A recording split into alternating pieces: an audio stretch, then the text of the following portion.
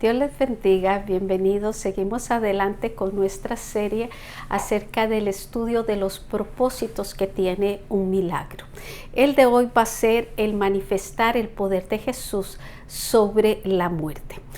El poder de Jesús para resucitar se manifestó en 4 ocasiones durante su ministerio terrenal, convirtiéndose estos en anuncios de la promesa de la resurrección postrera de los creyentes.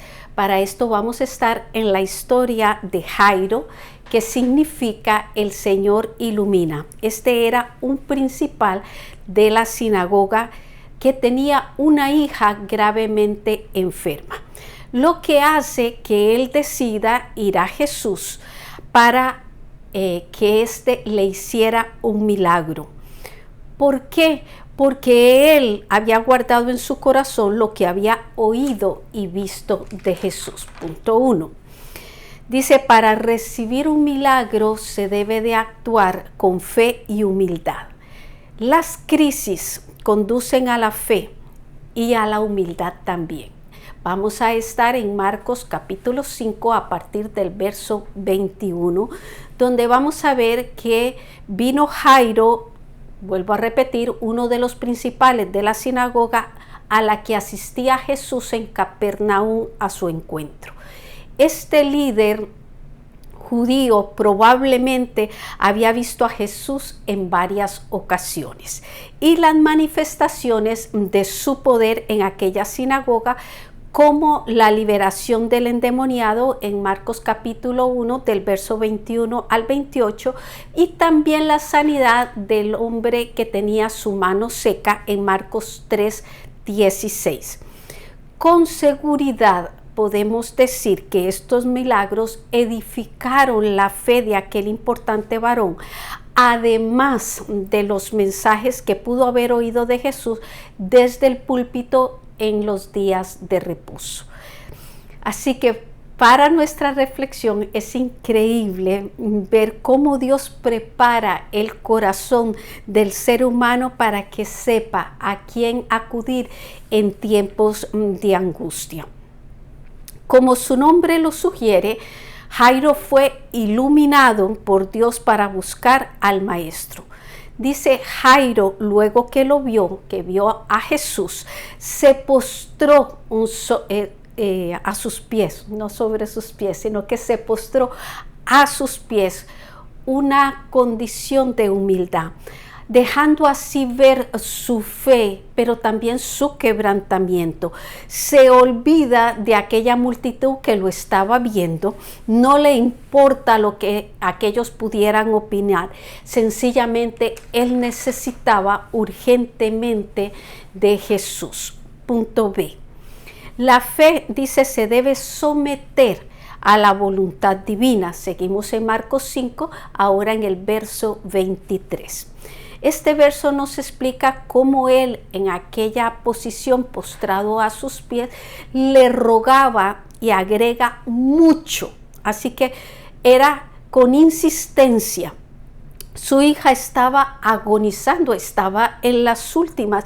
Él quería que Jesús fuera a su casa y le pusiera sus manos a la niña enferma para que ésta fuera salva, dice, y viviera.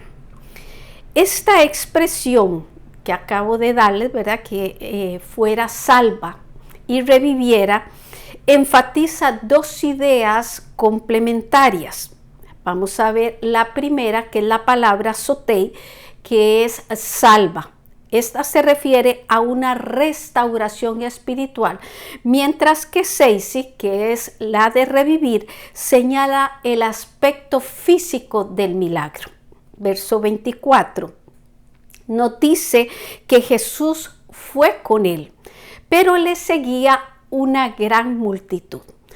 Así que esto debió ser incómodo para Jairo, quien deseaba toda la atención de Jesús para su situación. Fue así como empezó el proceso de prueba de la paciencia de un corazón angustiado, que este era el de Jairo, quien tuvo que someterse a la voluntad de quien lo quería ayudar.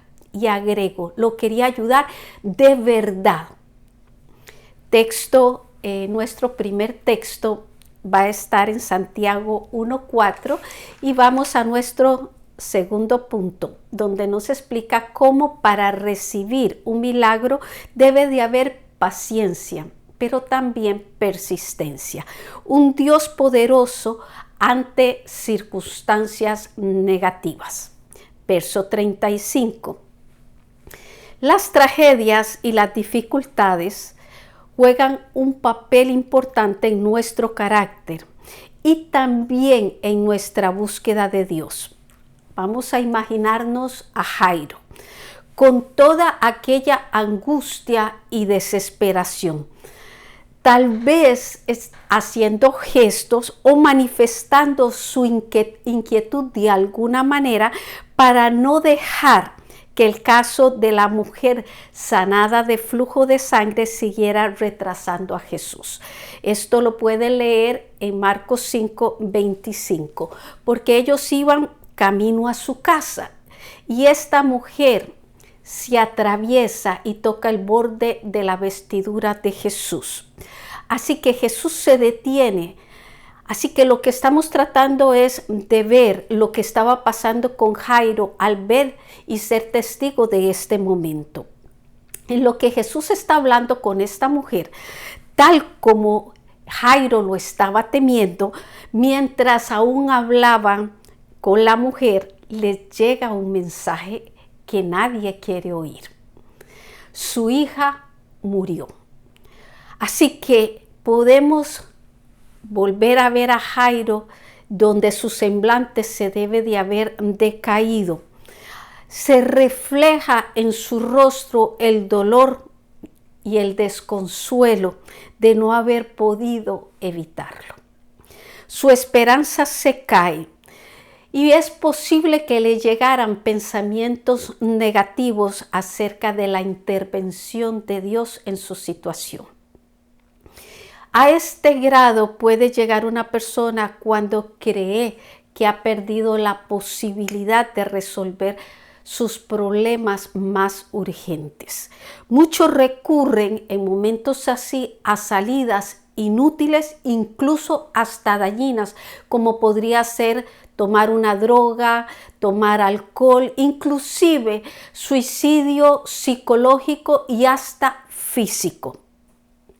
Verso 36. Pero Jesús, que estaba ahí, dice, luego que oyó, le dijo al principal de la sinagoga, no temas, cree solamente.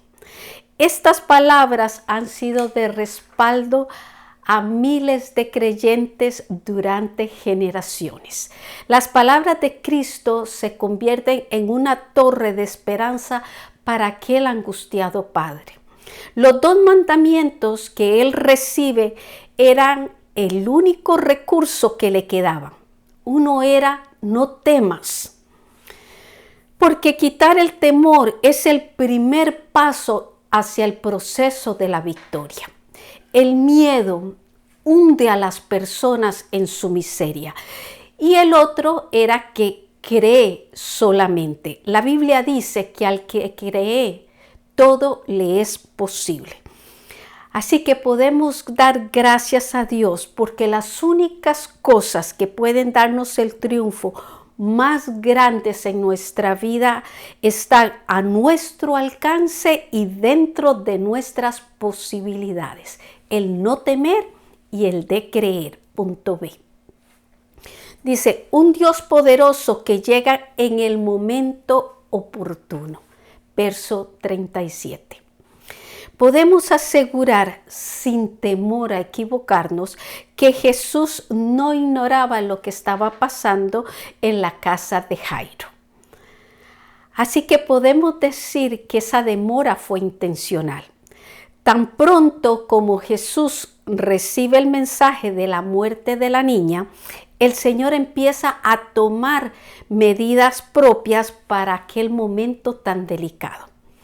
Lo primero que Jesús hace es despedir a la multitud o pedir que no lo siguieran. Escoge luego a Pedro, a Jacobo y a Juan para que los acompañaran y sirvieran de testigos del milagro que iba a realizar. Esta fue la primera de varias veces que este trío acompañaría a Jesús en momentos claves. Seguimos con el verso 38. La segunda decisión fue al llegar a la casa de Jairo. Dice que allí se encontró un alboroto y la bulla de los que lloraban y se lamentaban por la muerte de la niña. Algo que es común en una casa donde la muerte ha visitado. Pero entre ellos, o sea, entre los judíos, la situación era más intensa por la costumbre que tenían de contratar, dice, endechadores. ¿Qué son endechadores? Era gente que se les pagaba a hombres, tanto como a mujeres, que lloraban a la persona muerta. No sabemos si este fuera el caso, pero lo cierto, dice, es que se lamentaban mucho. Verso 39. Podemos decir que muchos se pierden las bendiciones del Señor cuando se enfrascan en aquellos alborotos que se forman con las quejas de sus problemas o de sus tragedias. Es en el corazón, con paz y fe, que se podrá oír la voz de Dios. Jesús responde: la niña no está muerta, sino que duerme. Algunos piensan que la niña estaba en un estado comatoso. Pero si ustedes van a Lucas 8:55, nos dice que su espíritu volvió, indicándonos así que sí había muerto. La intención del Señor al decir que esta niña dormía y que no estaba muerta, era para dar a entender lo pasajero de aquella situación, porque ella reviviría. Nuestro segundo texto, en Juan 11, verso 4. Tercer punto. Dice, para recibir un milagro de Dios se debe de actuar con prudencia y sabiduría. La incredulidad y la burla impiden los milagros. Verso 40 empieza diciendo que se burlaban de él, se burlaban de Jesús, aquellos endechadores, aquellos que estaban lamentándose, aquellos que estaban llorando, porque Jesús decía que ella estaba dormida. Ellos sabían que la niña estaba muerta, por eso se había dado aquel cuadro. Ellos no entendían lo que Jesús estaba diciendo y mucho menos sabían de lo que Jesús era capaz de hacer. Así que Jesús empieza a tomar medidas necesarias para entrar al milagro. Lo primero que hace, dice, es que los echó. Dice, era necesario desalojar el ambiente. Recuerden que el medio ambiente que nos rodea va a influir en nuestro desarrollo y también en nuestro comportamiento. Con nuestras creencias podemos afectar de manera negativa o positiva a un ambiente. Así que Jesús toma al padre y a la madre de la niña. ¿Por qué? Porque ellos querían ver a su hija, dice, salva y también que viviera. Pero también tomó a aquellos tres que estaban con él, que eran sus discípulos, a quienes Jesús estaba preparando y fortaleciendo en su fe. Ellos a su vez, en la convivencia con Jesús, habían desarrollado una admiración por él. También lo amaban y lo respetaban. Y con ellos, con los padres y con sus discípulos, dice que entró donde estaba la niña. ¿Qué significa? Cuando él dice entró, significa que se acercó. Es la característica esencial de parte de Cristo y del Evangelio.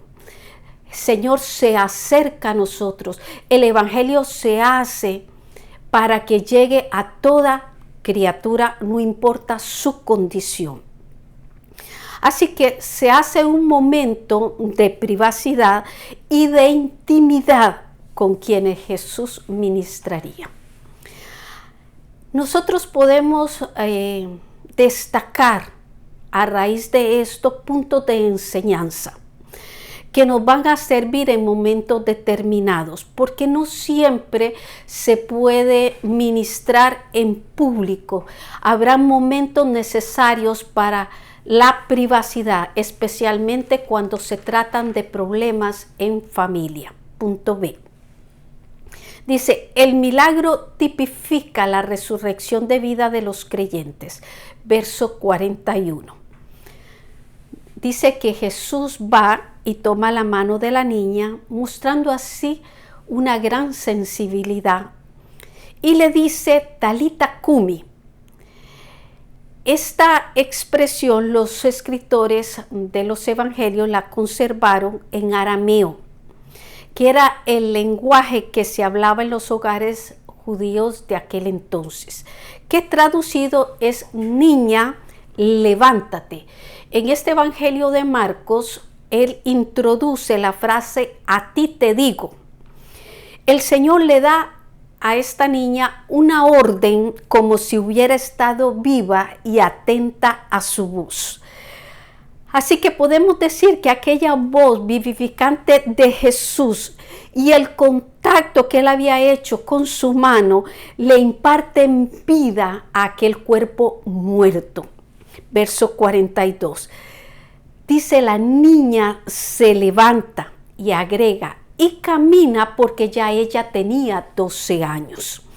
Así que se hizo el milagro que agrega que espantó a los que lo presenciaron.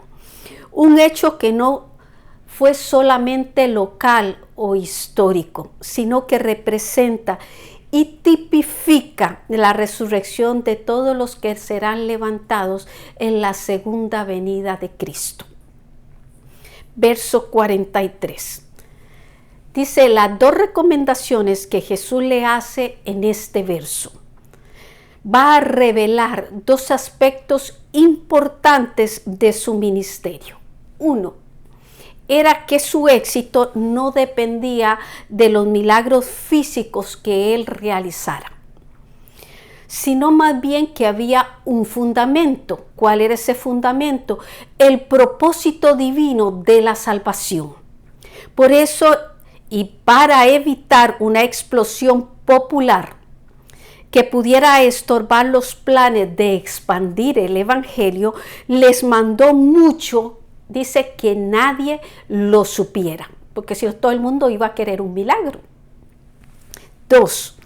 Dice, mandó a los padres a darle de comer a la niña. Esto, hermano, nos da una idea del cuidado que Él tiene hacia nosotros y su comprensión para nuestras necesidades. Nuestro tercer texto clave lo pueden leer en Hebreos 3:14. Reflexión. Dice, en nuestro estudio hemos tratado de resaltar la divinidad de Jesús y su poder absoluto sobre la muerte. En la realización del milagro de la niña de Jairo, hubo una serie de eventos que sirvieron como escuela para la fe de Jairo. Uno de ellos fue la demora. Cuando camino hacia la casa, Jesús se detiene con la mujer que sanó de su enfermedad con solo tocar el borde de su manto. Este incidente no fue accidental, no fue una demora, sino que fue para probar la fe, la paciencia y la persistencia de uno que había ido en busca de un milagro de Jesús. Cuando vamos en busca del favor divino, es muy importante esto, rendirnos a su voluntad, porque su voluntad es buena y perfecta para nosotros. Por eso es que en mi invitación les voy a decir, venga tu reino, Esto es lo que tenemos que decir en nuestras oraciones. Señor, venga tu reino, hágase tu voluntad aquí en la tierra como se realiza en el cielo. Pablo decía cuando tuvo ese encuentro poderoso con Jesús, Señor, ¿qué quieres que yo haga? Es una manera de rendirnos al propósito de la circunstancia que Dios permite en nuestra vida. Que el Señor continúe bendiciendo sus vidas con la sabiduría que da su palabra.